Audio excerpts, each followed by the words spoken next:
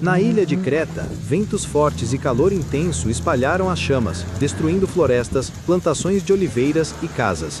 Mais de 1.500 pessoas, incluindo turistas, tiveram que ser evacuadas de hotéis e vilarejos. Centenas de bombeiros, helicópteros e equipes de resgate seguem lutando contra vários focos de incêndio, que continuam ativos por causa do vento. O mês de julho é o mais crítico para incêndios na Grécia, e o turismo já sente o impacto. Até agora, não há vítimas fatais, mas os danos ambientais e materiais são grandes. Solidariedade ao povo grego.